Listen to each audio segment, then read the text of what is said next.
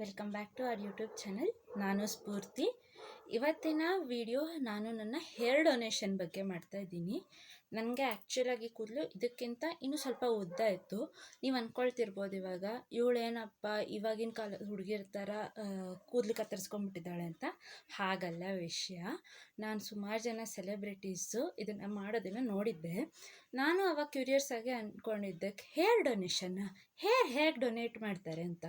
ಆಮೇಲೆ Bangalore hair donations ಅನ್ನೋ ಒಂದು ಪೇಜನ್ನು ನಾನು ನೋಡಿ ವೆರಿಫೈ ಮಾಡಿದ್ಮೇಲೆ ನನಗೆ ಗೊತ್ತಾಗಿದ್ದು, ಕೂದಲು ಸ್ವಲ್ಪ ಉದ್ದ ಇರೋರು ಅವರಿಗೆ ಅಗತ್ಯ ಇರೋಷ್ಟು ಅಥವಾ ಅವರಿಗೆ ಎಷ್ಟು ಬೇಕೋ ಅಷ್ಟು ಕೂದಲನ್ನು ಇಟ್ಕೊಂಡು ಮಿನಿಮಮ್ 14 ಇಂಚಷ್ಟು ಕೂದಲನ್ನು ಕಟ್ ಮಾಡಿ ಜಡೆ ಹೆಣ್ದು ಅದನ್ನು ಬ್ಯಾಂಗ್ಳೂರ್ ಹೇರ್ ಡೊನೇಷನ್ಸ್ ಅನ್ನೋ ಪೇಜಿಗೆ ಪಾರ್ಸೆಲ್ ಮಾಡಿದರೆ ಅವರು ಅದನ್ನು ಕ್ಯಾನ್ಸರ್ ಪೇಷಂಟ್ಸಿಗೆ ವಿಗ್ ಮಾಡಿ ಸಪ್ಲೈ ಮಾಡ್ತಾರೆ.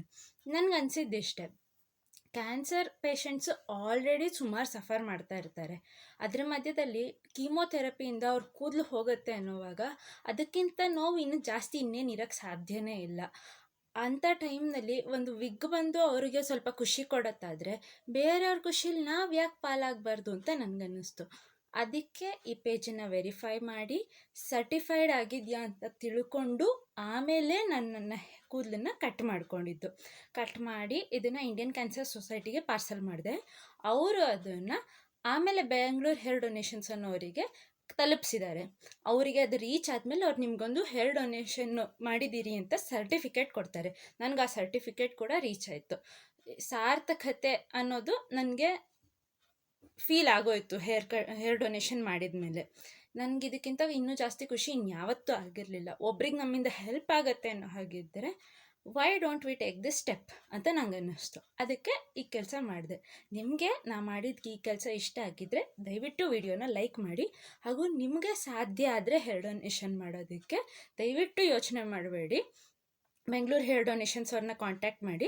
ಹೆಚ್ಚಿನ ಇನ್ಫಾರ್ಮೇಷನ್ ಅವ್ರು ಕೊಡ್ತಾರೆ. ಡಿಸ್ಕ್ರಿಪ್ಷನ್ನಲ್ಲೂ ನಾನು ಅವ್ರ ನಂಬರು ಹಾಗೆ ಅಡ್ರೆಸ್ ಜೊತೆಗೆ ಇನ್ಸ್ಟಾಗ್ರಾಮ್ ಪೇಜನ್ನು ಟ್ಯಾಗ್ ಮಾಡಿದ್ದೀನಿ. ನೀವು ನೋಡಿ. ನಾನು ಪ್ಯಾಕೇಜ್ ಮಾಡಿದ್ದು ಹಾಗೂ ಅವರಿಗೆ ಪಾರ್ಸಲ್ ಮಾಡಿದ್ದನ್ನು ನೆಕ್ಸ್ಟ್ ವಿಡಿಯೋದಲ್ಲಿ ಹಾಕಿದ್ದೀನಿ, ಅದನ್ನು ನೋಡಿ. ಇದು ನನಗೆ ಮುಂಚೆ ಇದ್ದಿದ್ದ ಕೂದಲು ಹಾಗೂ ಕಟ್ ಮಾಡಾದ್ಮೇಲೆ ಇರೋ ಕೂದಲು.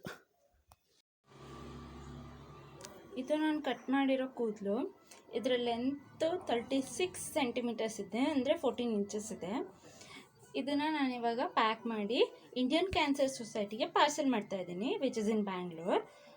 ಪ್ಯಾಕ್ ಮಾಡೋ ವಿಡಿಯೋನ ನಿಮ್ಗೆ ತೋರಿಸ್ತೀನಿ ನೋಡಿ. ಇದು ಕಟ್ ಮಾಡಿರೋ ಹೇರು. ನಾನು ಇದನ್ನು ಈಗ ಈ ಜಿಪ್ಲಾಕ್ ಪ್ಯಾಕೆಟ್ ಒಳಗಡೆ ಹಾಕ್ತಾಯಿದ್ದೀನಿ. ಒಂದು ಫೋಲ್ಡ್ ಮಾಡಿ ಇದನ್ನ ಹಾಕ್ತಾಯಿದ್ದೀನಿ.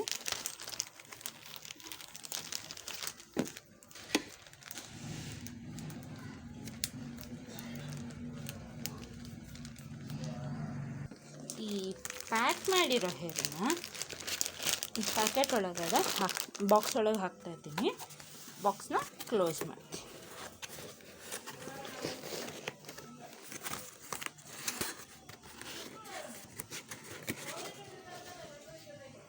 ಇದು ಇಂಡಿಯನ್ ಕ್ಯಾನ್ಸರ್ ಸೊಸೈಟಿ ಅವರಿಗೆ ನಾನು ಪ್ಯಾಕ್ ಮಾಡಿಟ್ಟಿದ್ದ ಪ್ಯಾಕೇಜ್. ಅವ್ರ ಅಡ್ರೆಸ್ ಇಲ್ಲಿ ಪ್ಯಾಕೇಜಿಂಗ್ ಮೇಲೆ ಇದೆ. ಇದಾದಮೇಲೆ ಇದು ರೀಚ್ ಆದಮೇಲೆ ನನಗೊಂದು ಸರ್ಟಿಫಿಕೇಟ್ ಸಿಕ್ತು. ನಾನು ಅವ್ರನ್ನ ವಾಟ್ಸಪ್ ಮೂಲಕ ಸರ್ಟಿಫಿಕೇಟ್ ಕೇಳಿದ್ದು. ಅವರಿಗೆ ನನ್ನ ಕೂದಲು ತಲುಪಿದ ಮೇಲೆ ಅವ್ರು ನನಗೆ ಕಳಿಸಿದಂಥ ಮೆಸೇಜ್ ಇದು. ನನಗೆ ಬಂದ ಸರ್ಟಿಫಿಕೇಟ್ ಇದು. ಇದ್ರ ಜೊತೆಯಲ್ಲಿ ಅವರೊಂದು ಇಮೇಲ್ ಕೂಡ ಕಳಿಸ್ತಾರೆ. ಇದೊಂದು ಇನ್ಫಾರ್ಮೇಟಿವ್ ವಿಡಿಯೋ ಆಗಿತ್ತು ಅಂತ ನಾನು ಅಂದ್ಕೊಳ್ತೀನಿ. ನಿಮಗೆ ಈ ವಿಡಿಯೋ ಇಷ್ಟ ಆಗಿದ್ದರೆ ಲೈಕ್ ಮಾಡಿ. Thank you for watching.